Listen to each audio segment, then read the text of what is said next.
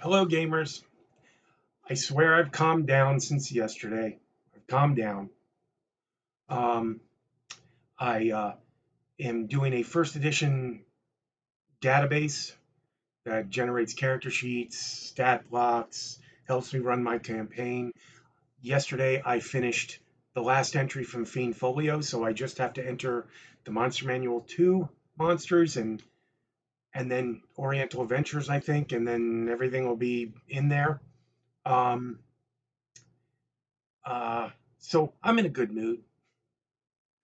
Uh, Unlike yesterday, where the more I talked about it, the angrier I got. But whatever. Um, but starting off this new video, um, I wanted to talk about acceptance, but I'm also going to do a quick summary and then follow up on the video from yesterday on consideration. And before I start, this shirt is a celebration of the work of my good friend Eric Mengi, who neither commissioned, endorsed, or acknowledged the existence of this video. But he's an adventure writer, and this is apparently a very rare shirt to find. Um, and I have it, and so I like to wear these shirts when I do these videos. Um, okay, so first off, I in order to reduce the choppiness, I'm starting off with like a script here, so I'm going to be looking to the side, but I had to do that anyway in order to read the licenses. So I'm going to be looking to the side a little bit, reading a script pretty much, and then eventually abandoning the script and just dealing with an outline. But I hope that this will not be a 40-minute video. I'll probably fail in that regard, but I hope not. So let's summarize yesterday. Um, Ultimately, it does appear that consideration, at least in theory, is properly stated in item uh, I, IE1 of the ORC license. Section I, definitions, paragraph E, phrase 1, let's call it. Now, item IE2 is nothing more than lip service to convince you that Paizo are the good guys. It fixes a major problem with the OGL and then immediately undoes it by using unnecessary language. Ironically, the word necessary. Because you can't delete any terms from this license without breaching it, you need to discuss your work with your attorney to make sure that the additional language here doesn't create problems for you. It might not, but it might. Another issue is one optional item is horrible advice that creates an ambiguity in the contract that could create problems with enforcement. Because it's optional, you can just rephrase it to fix the issue. I don't think you should delete it necessarily, but again, talk to your attorney about the facts of your case, which means the precise nature of your work, because how this license plays out with your work may differ how it plays out with someone else's. And the last item looks like it makes the same incredibly stupid mistake or mischaracterization that the OGL made, namely that even single words are copyrightable. On this, I want to briefly follow up. If I'm reading this term correctly, this term could inherently give rise to copyright misuse. And because you're required to include the ORC license in your work, that means when you put it in your work, you're now arguably committing copyright misuse. Not necessarily, but possibly. Everyone's case turns on their specific facts. It turns on the precise nature of your work. So you just need to talk to your attorney about it. I have discussed copyright misuse in great detail on this blog and on my legal blog. Within the one-stop stat blocks posts. And it's so rarely used as a defense, you may need to even mention it to your attorney because he may not have researched it yet. So you might want to tell him, hey, research copyright misuse. because that's a concern as well. Because I'm worried that I'm trying to steal something from I'm trying to restrict public domain material, and to do so, I'm leveraging my copyright. I'm leveraging my copyright to restrict public domain material. That's copyright misuse. Would I be doing that with my work if if I use this ORC license? That's a question you would need to ask your attorney. Um, Now, just as a side note, if at least to some extent this provision is referencing trademarks, and I wasn't talking about trademarks, but if it is, um, then the even more obscure concept of trademark misuse could kick in. So again, depending on your facts, it might apply to you. You might want to raise that issue. Um, Now, uh, one pullback that I didn't mention yesterday, you may be able to get around all of this copyright misuse because of the phrase that the licensor has authority to license, which appears in paragraph I, Roman numeral I 1F, as part of the definition of license rights. But I don't really trust it because license rights aren't mentioned in either um, the definition of um, like they aren't mentioned in either of the paragraphs where these problems exist. So I don't know that that phrase necessarily reaches in and saves you from copyright misuse, but it might. And at least there is lip service in the ORC for saying we're not trying to license you something we don't have the authority to license you for. I just don't know. I don't trust that making that caveat undoes the fact that I believe they're doing exactly that by their own language. Um, so moving on, I'm pretty much getting down. I'm almost done with this script, and I'm getting down to a to an outline. Um, well, yeah, I'm almost done here. So first off, um, especially in light of how animated I was yesterday, you saw how much I just blasted WotC for the OGL, and now I'm blasting um, Paizo for this ORC license and saying there's way too much wrong with it. They've got a team of lawyers, okay? They got a team of lawyers that know what they're doing. Putting that word necessary in there, it just looks like it's got to be intentional. It's got to be an intentional thing that they did there. Um, and I'm not sure. I mean, yes, if you ask, they just can't win with you, Rob. The answer is probably yes. They probably can't. And the reason is not me. I don't think it's my fault. I think it's because WotC certainly and Paizo maybe really don't want to license you anything. So they're not. So if they don't want to license you anything, then they're going to create a license that I'm going to be able to poke holes in left and right. And um, another attorney I know through Facebook, he and another attorney that I don't know, they're kind of hanging their hat on the whole irrevocability of the license, perpetuality, all that stuff. Um, and I think they make a very, very good argument.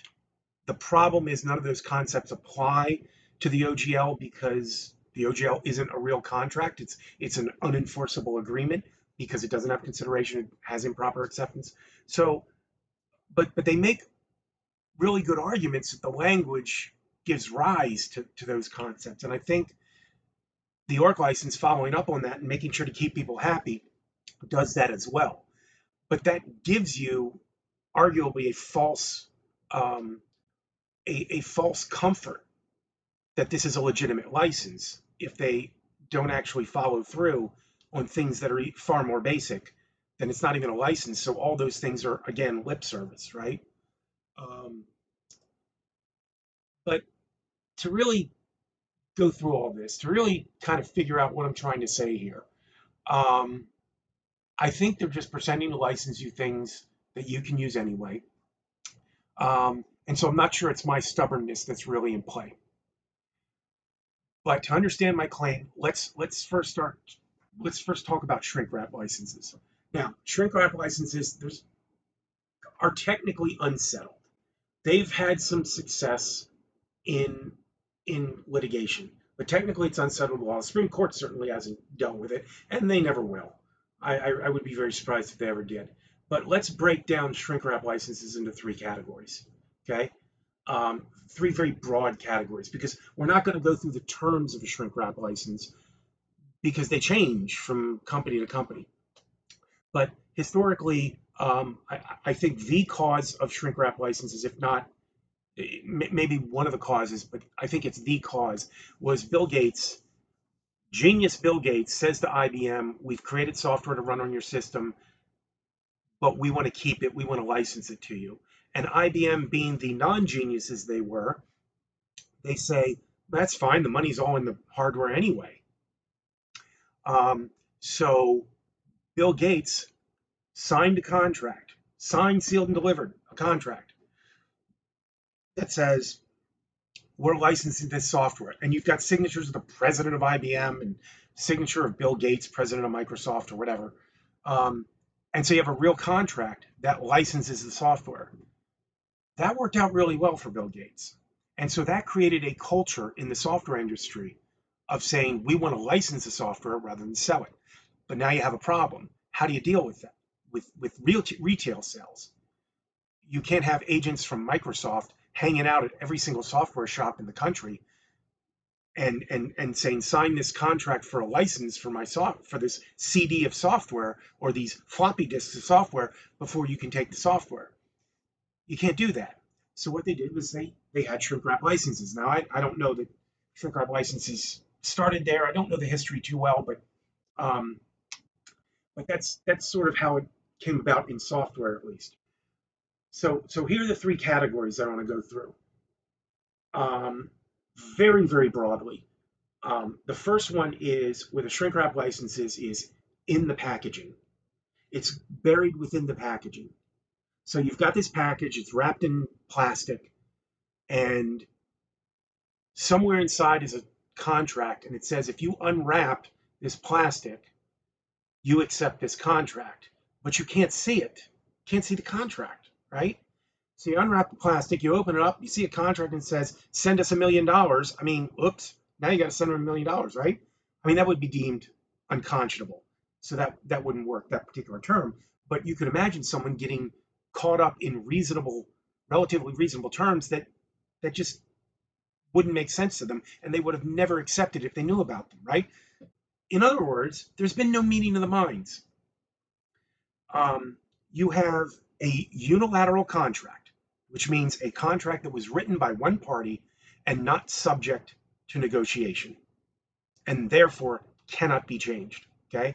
Now, as my friend Donald likes to say, we live in a bilateral contract world, and unilateral contracts are greatly discouraged. So already these shrink wrap licenses are very much in doubt because they're unilateral, right? But unilateral contracts exist and they are enforced. It just depends on the circumstances. So this is not fatal, but the fact that it's a unilateral contract and the terms are hidden from you, so you don't even know what the terms are when you have supposedly committed the action of opening the plastic. I'm not getting fired up. You don't even know what the terms are. There's no meeting of the minds. You don't even know what contract you've just agreed to. How can that be right? And it's not because you didn't bother to read it. That's on you. And the law can infer that you read a contract you signed or otherwise validly accepted. The law can infer, if there's evidence, testimony of people saying, no, Rob orally agreed to this oral contract with someone. Well, you said it. That's your act, and that can be enforced because it's obviously you that said it, right? So, and you agreed to the terms because they were said to you. So when you accepted, they were said to you. So all of that's fine. But when you don't even know what's in the contract, which is, by the way, another problem with the OGL. I talk about it also on a blog, but it's like Don King's contract with his boxers, where the terms of the contract are blank, and he says, sign it, I'll fill in the terms later. Okay, you can't do that. And so with packaging, with the license inside the package, you also can't accept merely by tearing open the package, right? Now, I don't think that happens very often anymore. Um, you then would install the software, and installing the software, you would then have a screen come up and say, here are the terms of the license, click here to accept. Now, that's a different story because now you're not deemed to have accepted it until you click and you have the opportunity to read the license, right? And that's called a click wrap license, or at least that's the precursor to a click wrap license. A click wrap license is a license for software that you download from the internet, and it gives you that screen, and you click it before it even installs on your computer. So, and so those two are fine as well. Those two are fine. But you have to know the terms of the license, right? And then you have software where the license was visible through the plastic. You could read that license, right? But if that license is just some of the terms, those are the only terms that you know. And those are the only terms that I think you can get held to. Now, I am very skeptical of shrink wrap licenses, okay? But many attorneys are all for them. And it's not up to any of us. It's up to the courts, right? Judges are going to decide. The appellate judges are going to decide. Maybe the Supreme Court will one day decide. I doubt it, because I just don't think it's going to come to that. But you can imagine a multi-billion-dollar case coming down to a license. Supreme Court will be hearing that case, I'm sure, if it exists. But that's what a shrink wrap slash click wrap license is. You've got a license, it's unilateral, it's not subject to negotiation, therefore the terms can't change, and it's included with the product itself. Okay, how do you accept that? Okay, so let's go to, let's revisit the OGL very briefly here. The OGL has terms which I have spoken about ad nauseum. I'm not going to do it again. Just read my old work. Um, they have ridiculous options for acceptance um, that basically would include an Aboriginal tribe, let's say in South America, that has never had contact with the outside world, but some guy in that tribe spontaneously on his own with his own creativity basically created the D20 system, not necessarily in whole, but in part, and he starts using it. He creates a isododecahedron, and he starts using the game system. He's now accepted an OGL that he's never heard of from a company he's never heard of for a game he's never heard of. That, as far as he's concerned, he created. I mean, that's how ridiculous the OGL's acceptance is. The ORC seemingly avoids this issue by just never providing terms for acceptance. Paragraph IIB, Roman numeral 2B, mentions offer. It says, you hereby receive an offer from the licensor to exercise the license rights, etc., etc.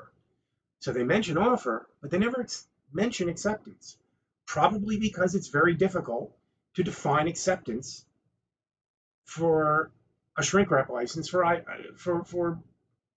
RPG, because really that's what's going on here. Without any terms for acceptance, we have no choice but to view this as a shrink wrap license. But that creates some weirdness, okay? Because you buy software and you have to click that button to accept the terms of the license so that it continues to install, and then it puts the software on your system, and then you have licensed software, right? But that's not what happens here. Are you suggesting that if I pull up my copy of Unearthed Arcana and I see I mean, this is first edition, so, but I see a license here and I read it, am I now obliged by this? No. What if I buy the book? It's got plastic wrap on it. I buy the book, I tear open the package, and then I see it. Okay, again, unilateral contract buried within the product, my physical act that supposedly accepts the license has occurred before I even know what the license terms are. So there's no meeting the mind. I have not accepted this license. Okay, but now let's say it's on the back and it's printed out. Nobody does that, but let's say it is. Okay, now I can read it before I tear it open. So now, arguably, I'm bound by this license. But that's a little weird, isn't it? I just bought the book because I want to use it. I'm not making derivative works, which is what these licenses are for. I'm not doing any work.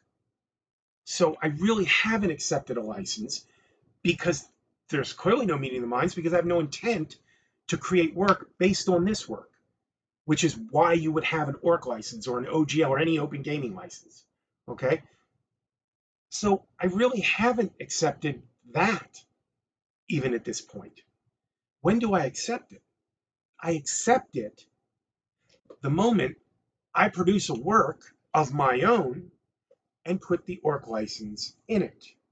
So the shrink wrap license, it doesn't really matter. This book doesn't need to have the ORC license in it.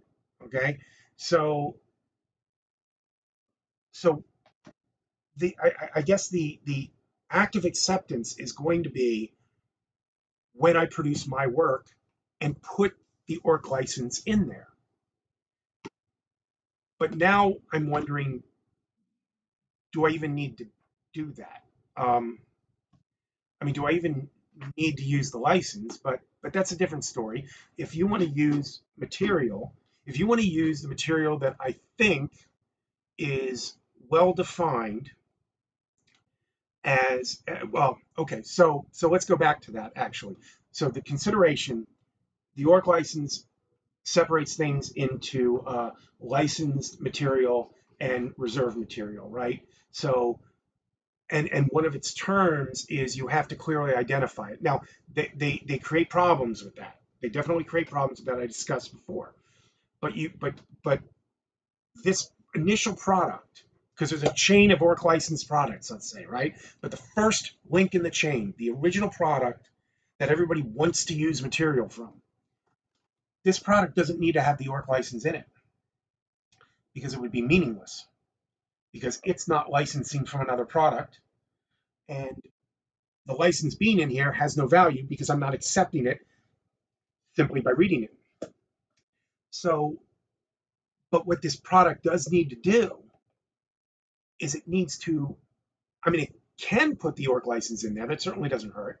And maybe it does help because this product must then specify what is licensed and what is reserved. Okay.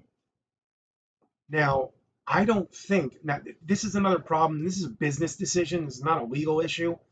But I don't know how much you know about bookbinding or whatever, but bookbinding is based on a certain number of pages. And if you go one page over that number of pages, you've got to put in the other pages. I think the number is 16. But if you put in one extra page, you've got to put in 16 extra pages. And that greatly increases your unit cost and how much you have to charge and all that stuff, right? So putting labels in here that say this is reserved material and this is licensed material, that seems very expensive. I don't think that's the way most people would want to go. Again, this isn't a legal issue. This is a business issue.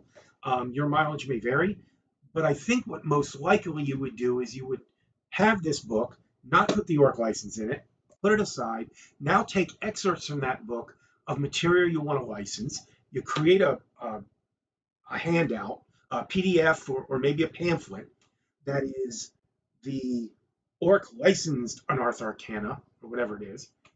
You put the ORC license in there only for reference, but then you, within that thing, you then say, this entire book is licensed material. That way you don't have to put labels. You just say, this is all licensed material under the ORC license. And a copy of the ORC license is included for your reference. But that's still not, it's still the same thing as this in that you don't accept the license there.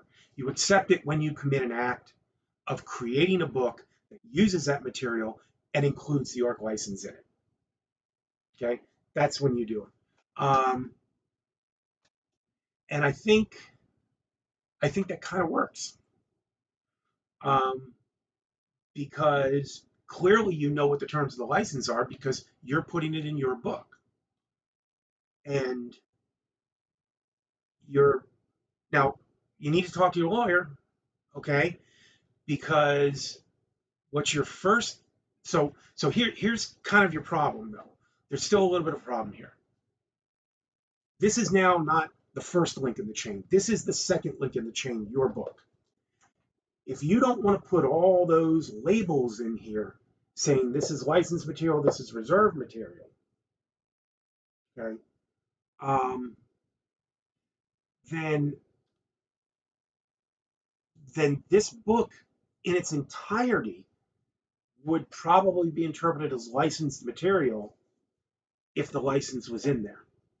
Okay, I don't think that's what you want, to just freely, royalty free, just give away everything you wrote and rely on Patreon to get you money.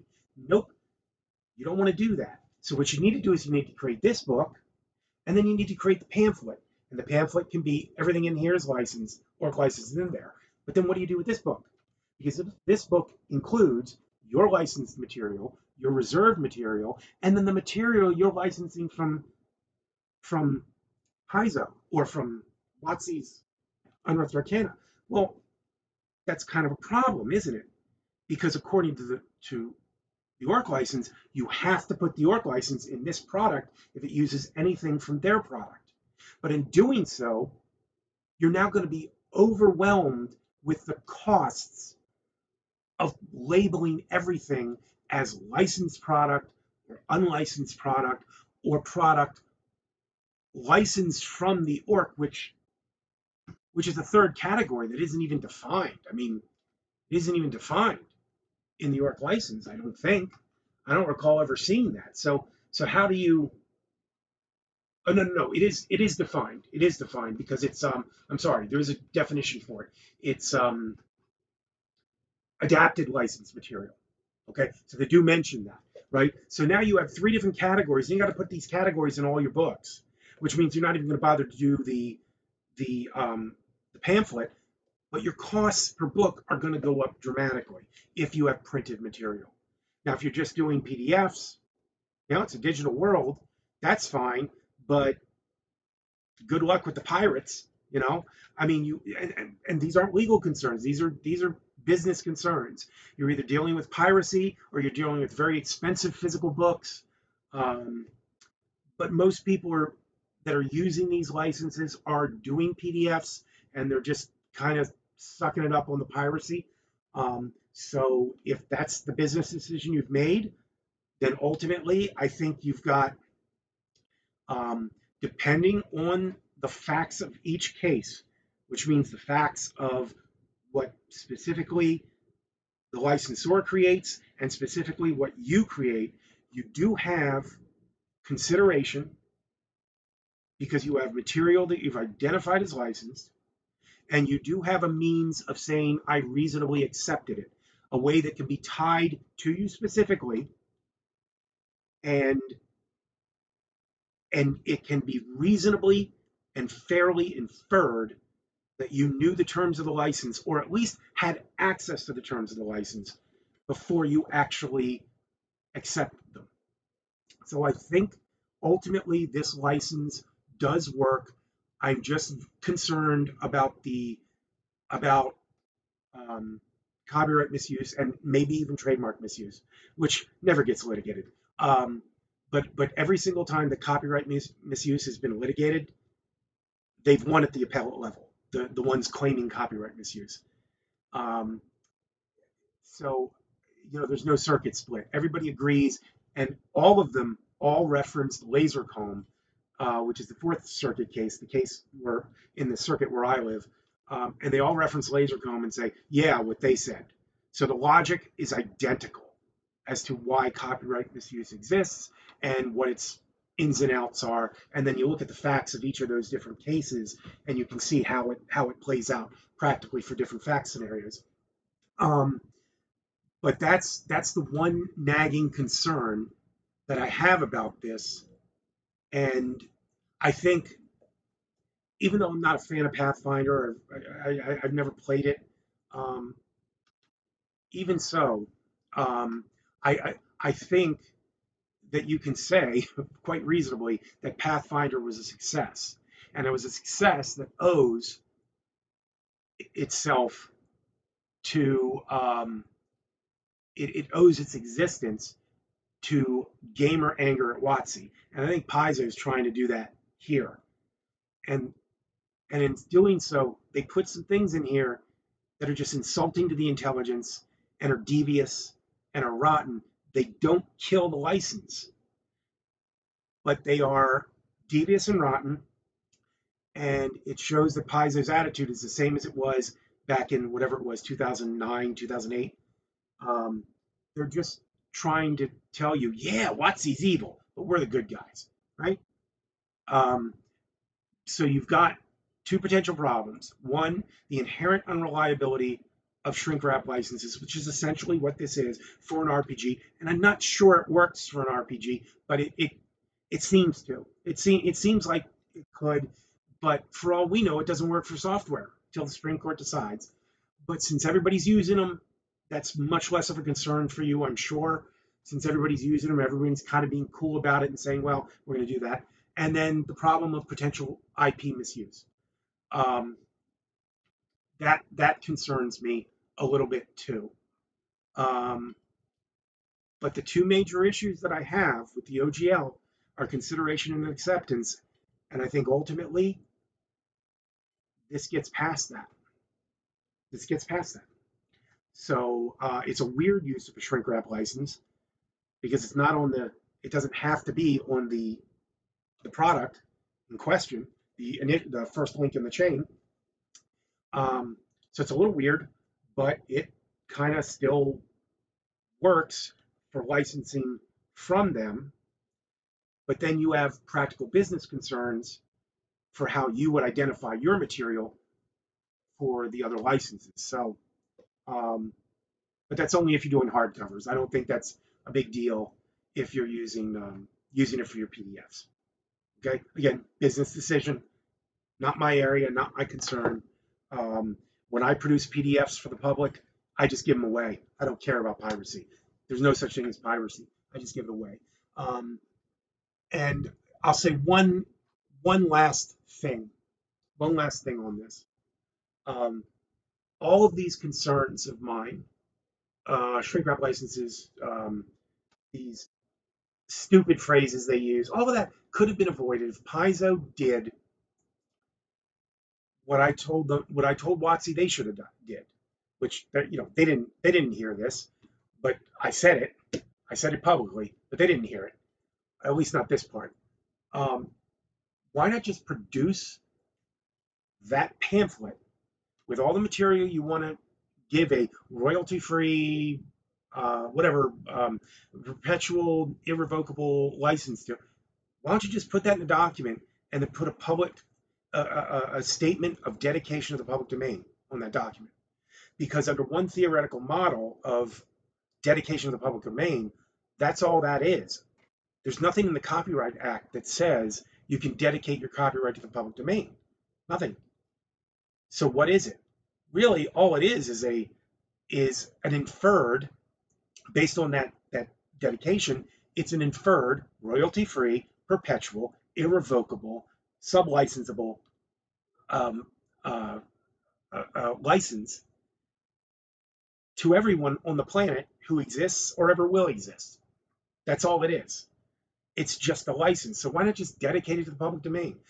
That would make things so simple, and you wouldn't have any concerns over potential copyright misuse or whether or not the license is enforceable because it's shrink wrap. Um, and it's not even a shrink wrap that's on the first link in the chain. And I mean, some of these things aren't a big deal, some of them are, but well, one of these things is a big deal, one of them isn't. But not much of a concern that is. But why even have any deal? Why even have a risk of that? Just dedicate it to the public domain. Problem solved. Okay, just do that, and that's it. That's what they should do because they can afford to do a separate pamphlet.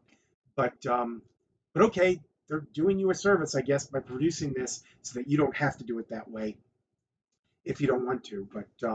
But that's another option for you. I would suggest that to your attorney and say, should I just simply identify instead of labeling things, instead of putting the contract in the ORC in there, should I instead just just say anything marked as licensed material, anything marked as public domain material is subject to the following dedication, and then put a dedication, but then mark everything else as um, unlicensed, reserved material. Just use those two terms or something like that. You know, it's going to get more involved in that, but that's why you have an attorney to help you out with it. Okay, I'm just kind of using general terms here because I can't advise you, and I wouldn't anyway, um, on your specific facts because I'm not your attorney. But looking at your specific facts, you can do a dedication instead. And I don't know why you wouldn't just do that with any material you wanted to dedicate. Um, but hey, again, business decision. Make your own call on that. Just so you know what? I'm going to say one more thing before I hang up. Even though it's been 36 minutes, damn it. I'm going to say this. I and I already lost my train of thought on it. Um, I wouldn't use it though. I just wouldn't use it. Eh. So I had to pause it to try and get my thought back, and I just can't get my thought back. I was going to basically give you one big grand summary that um, that summarized the issue, I think, but I kind of lost that thought. Um, but I I just have my doubts that this kind of a license is going to be particularly good um, for for RPGs, and I also should give full disclosure on something else that I think sort of pushes me in that direction. And that is, I think there's actually, I think, and I mean that hesitantly because I'm not going to give you any case law on this from the Supreme Court. D&D hasn't been to the Supreme Court. I'm not so sure how much material from an RPG is actually copyrightable. Certainly things like storylines and characters, well fleshed out characters, um, storylines, big cities and things like that. Sure, those are copyrightable. But in terms of the specific expression of game mechanics, I don't even know how much of that material is actually copyrightable. So with that in mind, I'm still not sure this is even licensing anything. So just keep that in mind when you use a license like this for that material, which also simultaneously restricts access to material that, in my view, might not be restrictable and therefore might result in copyright misuse. Um, just keep that in mind before you choose this license over dedication of the public domain of portions of what you've created. Because otherwise, you can get yourself into trouble. You get your by trouble. All I mean is your copyright is suspended until you remedy the situation you've created, until you get rid of the copyright misuse, which in your case would be chucking the license if the license leads to that. Um, but just keep that in mind as a possibility. I just think dedication to the public domain of those portions of the, the material you want, I think though that is the best way to go because it provides everything you want here, but still allows you to protect what you want protected de facto. And if any of that material can't be protected, you haven't restricted it, so you can't get in trouble for copyright misuse. You've just, because you haven't said anything, you just said, well, we're not talking about that. You just stayed silent on that material, which a lot of people are just going to assume is copyrightable. You're just talking about the stuff you want to dedicate to the public domain, do it. That's what I would do. Um, but that will take some work based on your specific material, but that's how I would handle it. But ultimately, I do see this contract at least getting past the two major issues, consideration and acceptance.